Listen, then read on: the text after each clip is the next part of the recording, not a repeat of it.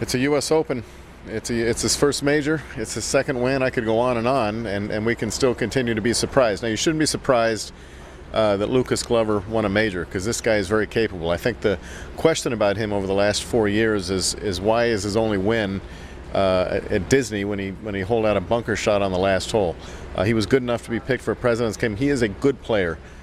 Hits it long. Fast, you know, he's very capable. I just don't think anybody was expecting it. If you look at all the people out there with all the mud stained up to their waist, they saw so many possibilities, and I don't think Lucas would have been the one that they thought was going to happen. Yeah, but he did it without caving. I mean, he certainly withstood the pressure.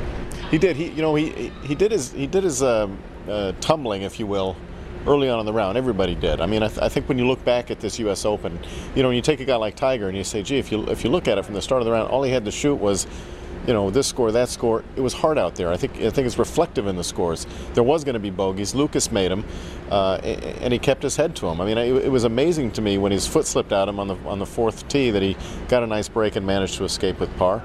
Yeah, he makes the bogeys on 5, but everybody's going to make bogey on 5. Where he looked good was on the back 9. The only real mistake he made was not hitting the fairway on 13, which kind of took a birdie out of play when everyone ahead of him was making birdie. And then the 16th was just golden. I mean, that can be a very difficult fairway to hit. For him, it sets up nice because he plays a draw. 8 iron to 6 feet, putt as pure as can be, and no mistakes on 17, no mistakes on 18. That's what it takes. Phil Mickelson's got a very emotional atmosphere to come into this tournament with his wife, Amy, suffering from cancer. Didn't do much early on.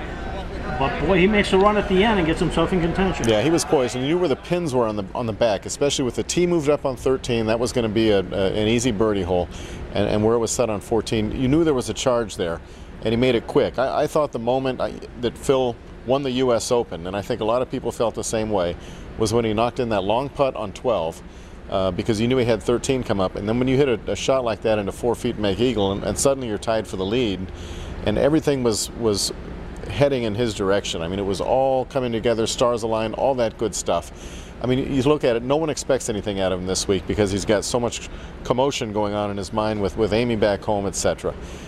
He's right there at the end on a course he loves, the crowd's behind him, and it's, you know, you start to wonder if he's ever going to win a U.S. Open. I mean, I've always wondered if the U.S. Open has the same kind of a hex, if you will, that the Masters does on so many others, a Greg Norman, a Duval, things like that.